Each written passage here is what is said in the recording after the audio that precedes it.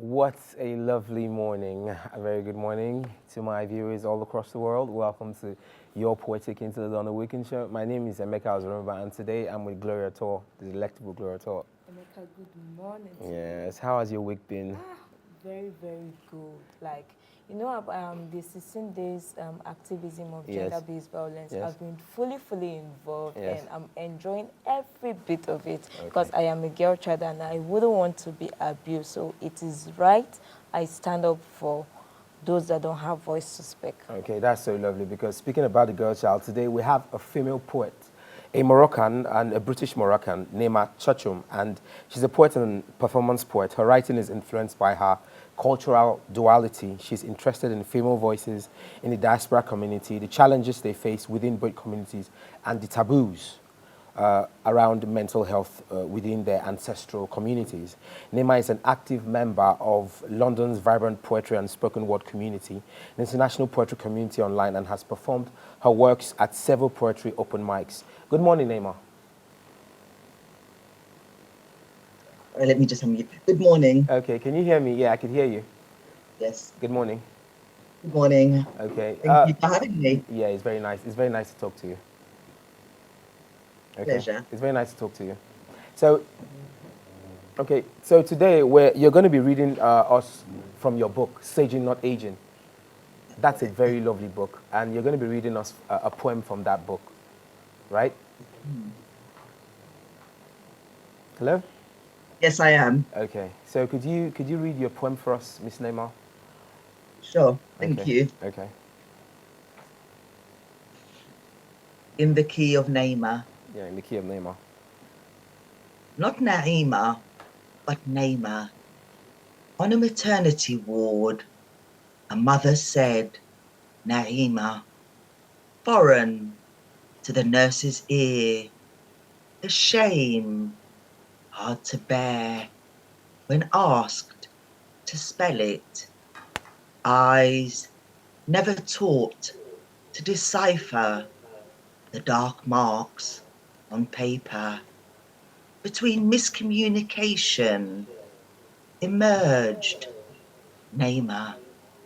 Sometimes the slow stirring seduction of Coltrane's elongated breaths, others the budding earth buried underfoot, fiercely erupting out of trampled soot.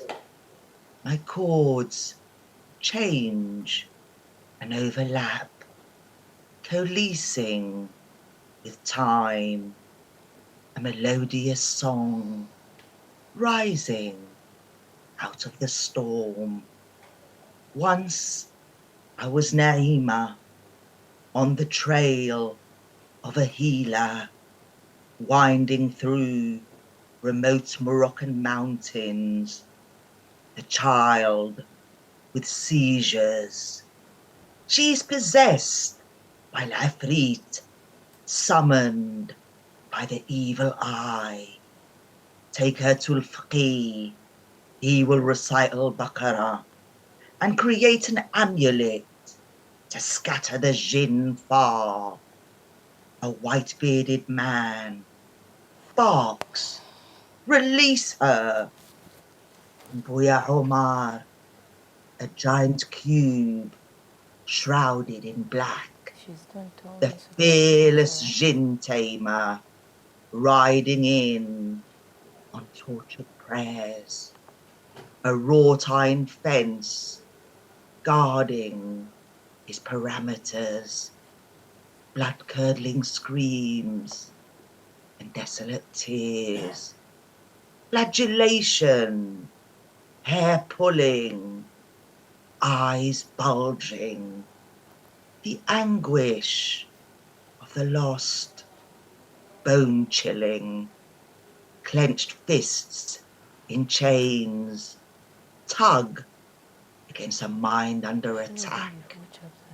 Then I was Nayma, skeptical of their superstition, pained by the forgotten children, failed and forsaken, the terror in the whites of their eyes, that they too could return home, sought after cures, the big sham of shamans dressed in tradition, searching for the demon inside me who makes time stop in the darkness, gasping in the black for breaths, as the world slips from my grasp, daring him to appear before me in the depths of dreams. Nayma dreamt of death, feeling an elderly uncle's last breath, only for him to pass 2 days later. They said Nayma has the gift of the seer, a wayward sister, foretelling the fall of Macbeth in the parched red soil, coughing tufts of dehydrated grass, the exiled exchanges of Nehema and Nayma beneath the boughs of a sprawling fig tree, its drooping fruit gorged with sweetness, their stretched purple skins tearing. An uneasy truce came to pass. Nayma returned to London, where the charms came undone. The girl who falls, falling into the darkness again. Superstition's failure leads to the doctor. Another white beard, but the eyes and tone softer. The word epilepsy, dissolving the demons, the drugs keeping them at bay, time sensuously flowing, unbroken. Okay, Boiling. Nayma, sorry. Yeah.